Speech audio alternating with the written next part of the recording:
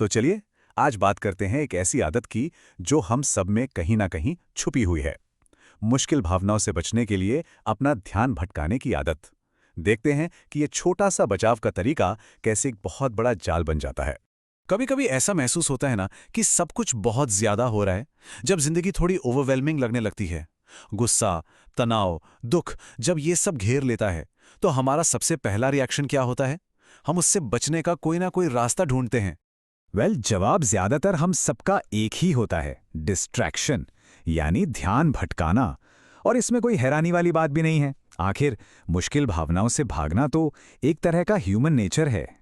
तो सवाल यह है कि ये डिस्ट्रैक्शन काम कैसे करता है। इसे समझने के लिए एक बहुत ही सिंपल सा लेकिन पावरफुल एग्जाम्पल लेते हैं। इससे पूरी बात एकदम शीशे की तरह साफ हो जाएगी। जरा सोचिए, एक छोटा बच्चा है, उसे भूख लगी है और वो जोर जोर से रो रहा है। अब हम उसे चुप कराने के लिए क्या करते हैं? अक्सर हम उसे एक खिलौना पकड़ा देते हैं। अब बच्चा उस खिलौने को देखता है और हाँ, थोड़ी देर के लिए चुप हो जाता है। उसका ध्यान जो है वो भटक गया है। लेकिन भूख तो कहीं नहीं गई, वो तो वैसी की वैसी है। और जैसे ही उसका मन उस खिलौने से भर जाता है, उसे फिर से अपनी भूख याद आती है। और पता है क्या होता है? इस बार वो पहले से भी ज्यादा जोर से रोता है। और देखिए, यहीं पर इस पूरी कहानी का सबसे जरूरी सबक छिपा है। बच्चे की जरूरत खिलौना नहीं थी, उसकी जरूरत थी खाना। प्रॉब्लम थी भूख, और हमने सॉल्यूशन क्या दिया? खिलौना। ये एक क्लासिक केस है, प्रॉब्लम कुछ और इलाज कुछ और।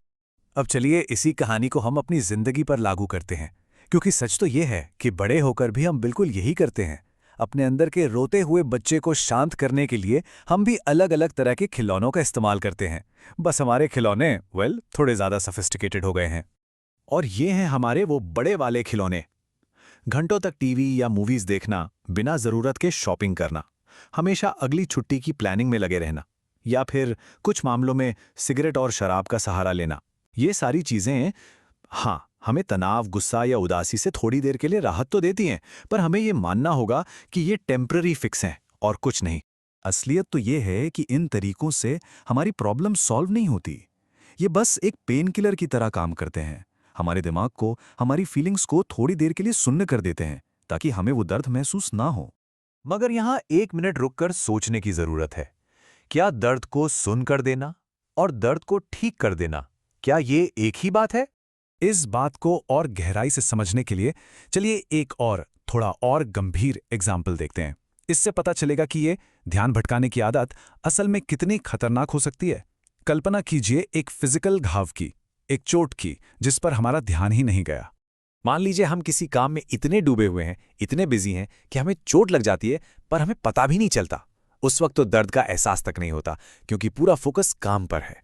तो हमें क्या लगता है? हमें लगता है कि अरे दर्द महसूस नहीं हो रहा, मतलब सब ठीक है। लेकिन असलियत क्या है? हकीकत तो यह है कि ध्यान ना देने की वजह से वो घाव अंदर ही अंदर और ज्यादा खराब हो रहा है। हो सकता है उसमें इन्फेक्शन फैल रहा हो। मतलब उसे इग्नोर करने से समस्या खत्म नहीं हो रही, बल्कि वो तो बढ़ रही है। और बिल्कुल बिल्कुल यही हमारी इमोशनल प्रॉब्लम्स के साथ होता है। जब हम उन्हें नजरअंदाज करते हैं, उन्हें फेस करने के बजाय सिर्फ अपना ध्यान भटकाते रहते हैं, तो हम असल में अपने उस इमोशनल घाव को सड़ने दे रहे होते हैं। और वक्त के साथ ये दर्द कम नहीं होता, ये और भी जहरीला और भी बड़ा हो जाता है। तो फिर इस लगातार टालमटोल की, इस डिस्ट्रैक्शन की असली कीमत क्या है? हमें क्या चुकाना पड़ता है? चलिए इसे समझते हैं। तो देखिए, सारी समस्या की जड़ क्या है? जड़ ये है कि भूख आत्मा को लगी है और हम खाना शरीर को खिला रहे हैं।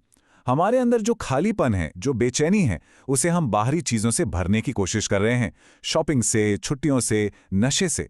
और ये एक ऐसी कोशिश है जो कभी कभी कामयाब नहीं हो सकती। तो आखिर में ये एक सवाल है जो हम सबको खुद से पूछना चाहिए। अगर हर बार ध्यान भटकाना अपने भविष्य की मानसिक शांति से एक छोटा सा उधार लेने जैसा है, तो वो दिन कब आएगा जब ये सारा उधार एक बहुत बड़े और भारी भरकम बिल की तरह हमारे सामने आ खड़ा होगा?